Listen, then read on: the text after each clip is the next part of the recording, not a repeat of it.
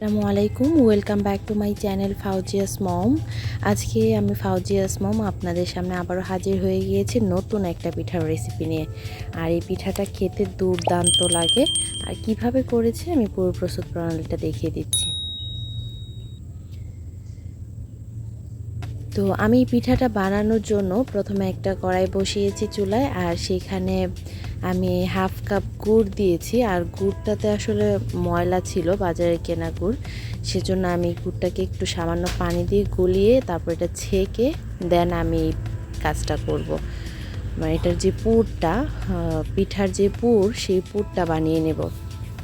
আর আপনারা যদি ফ্রেশ গুড় পেয়ে থাকেন তাহলে সেটা দিয়ে এমনিতেই ঝরঝরে অবস্থায় করে নিতে পারেন পুরটা। তো এখানে আমি হাফ কাপ নারকেল কুড়া নিয়েছি। আপনারা এখানে 1 কাপও দিতে পারেন নারকেল কুড়া, তো এটা আপনাদের চয়েস অনুযায়ী। তবে আমি হাফ কাপ দিয়েছি আর এটা ভালো করে মিশিয়ে নিচ্ছি। এটা একটু হালকা ভেজে নেব। আর এখানে দিয়ে দিচ্ছি পাউডার মিল্ক। আর এই পাউডার মিল্কটা আমি এখানে হাফ কাপ দিয়েছি। আমি প্রথমে হাফ কাপ দিয়েছিলাম, তারপরে সামান্য আরও একটু অ্যাড করেছি। আর এই পাউডার মিল্কটা দিলেই পিঠার টেস্টটা আরও বেশি বেড়ে যায়। তো এভাবে করে আমি এটা একটু শুকনা করে তারপরে উঠিয়ে নিব। এটা এই অবস্থায় নামিয়ে নিচ্ছি, কারণ এটা আরও আঠালো হয়ে যাবে। তো এবারে আমি পিঠার যে ডোটা সেটা বানিয়ে নিচ্ছি। তার জন্য একটা কড়াই বসিয়েছি। কড়াইয়ে 1 কাপ পানি দিয়ে সেখানে সামান্য লবণ দিয়ে দিয়েছি। আর এই পানিটা ফুটে ওঠা পর্যন্ত অপেক্ষা করছিলাম। যখন ফুটে উঠেছে তখন আমি 1 কাপ চালের গুঁড়া দিয়ে দিচ্ছি এখানে। আর এই চালের গুঁড়াটা আমার বাজারে কেনা চালের গুঁড়া, আপনারা যে কোনো চালের গুঁড়া দিয়ে করতে পারেন। আর এখানে 1/3 কাপ ময়দা দিয়ে দিয়েছি। এতে করে পিঠাটা একটু সফট হবে।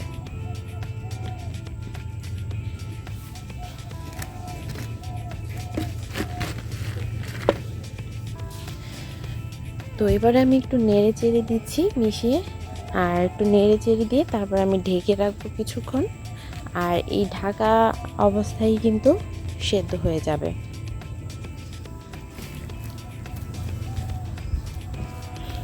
তো আমি কিছুক্ষণ পর নামিয়ে নিয়েছি, আর এটাকে ডো করে নিচ্ছি ভালো করে মথে।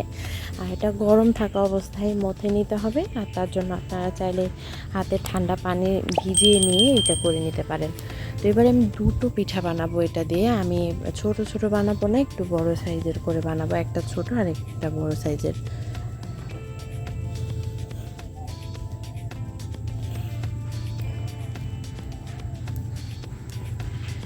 তো শীত তো চলে এসেছে, আর শীত আসলে কিন্তু আমরা অনেক রকম পিঠা খেতে খুব পছন্দ করে থাকি। এখানে আমি যদিও 4 টুকরো করেছি, কিন্তু আমি এখানে 4টা পিঠা বানাইনি, আমি এখানে 2টো পিঠা বানিয়েছিলাম। আমি 2টো দিয়ে একটা, 2টো দিয়ে একটা, টোটাল 2টো পিঠা বানিয়েছিলাম। তো এবারে এটা আমি সামান্য একটু চালের গুঁড়া দিয়ে এটা বেলে নিচ্ছি। আর এটা কিন্তু একদম পাতলা করে বেললে হবে না, মোটামুটি সাইজের, একদম পাতলাও না আবার ভারীও না, এরকমভাবে এটা বেলে নিতে হবে। আর এটা যতটুকু সম্ভব বড় করে রুটিটা বেললে বেশি ভালো হয়, তাহলে এটা ভাঁজটা বেশি পড়ে।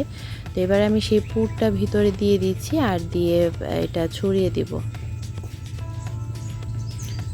তো এবারে আমি এটা রোল করে নিচ্ছি। আর এটা হচ্ছে গুড় নারকেলের রোল পান্তুয়া পিঠা। তবে এটা এক এক দেশে এক এক রকম নামেও চিনে থাকে, আর এক এক রকম নামে ডেকে থাকে, আমি জানি না সেটা। তো এটা আসলে আমার দেয়া একটা নাম। তবে আপনারা কি নামে এটা ডেকে থাকেন সেটা আমাকে কমেন্টস করে জানাতে পারেন, তাহলে আমিও জেনে যেতে পারবো। তো এবারে আমি 2 পাশ থেকে মুখটা সেল করে দিয়েছি যেন পুরটা বেরিয়ে আসতে না পারে। আর এটাও আমি একটু সামান্য পানি দিয়ে ভিজিয়ে এটা লাগিয়ে দিচ্ছি।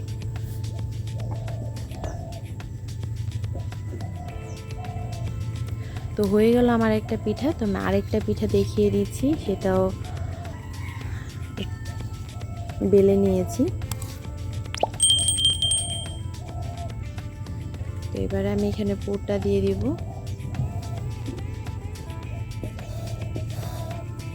আর শীতকালে কিন্তু পিঠা খেতে না পারলে ভালোই লাগে না, বিভিন্ন রকম পিঠা আসলে খেতে ইচ্ছে করে।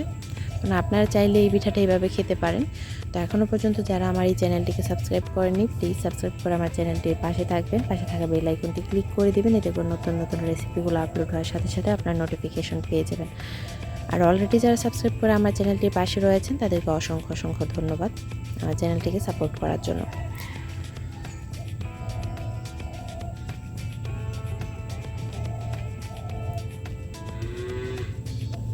তো এই পিঠাটাকে আমি এভাবে সেল করে নিয়েছি।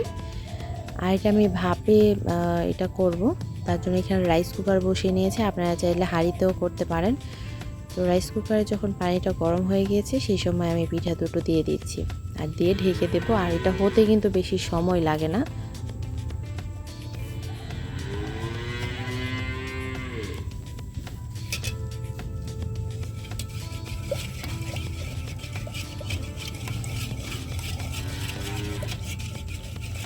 আমার পিঠাটা হয়েছে কিনা আমি চেক করে দেখছি টুথপিক দিয়ে। এটা ভিতর থেকে একদম শুকনো বেরিয়েছে।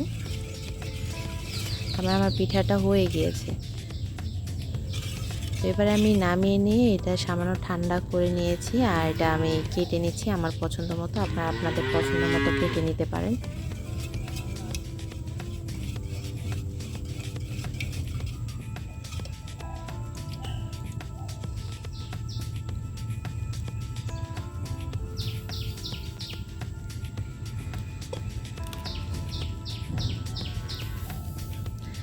পিঠাটা আসলে দেখতে দারুণ লাগে। আমি কিন্তু এই পিঠাটাই প্রথমবারই খেয়েছিলাম, আমার কাছে খুব ভালো লেগেছিল, তাই আপনাদের সঙ্গে শেয়ার করে ফেললাম। আশা করছি আপনাদেরও খুব ভালো লাগবে। এটা দেখতে যতটা সুন্দর, খেতেও কিন্তু দারুণ, কারণ এটা হচ্ছে নারকেল আর গুড়ের পুর দিয়ে করা হয়েছে। আর নারকেল তো সব কিছুতেই খুব ভালো লাগে।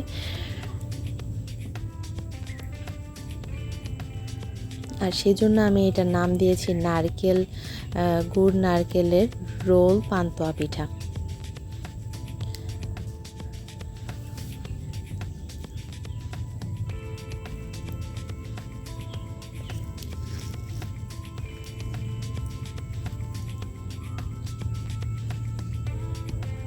এছাড়া যদি আপনারা অন্য কোনো পিঠার রেসিপি দেখতে চান আমাকে কমেন্টস করে জানাতে পারেন।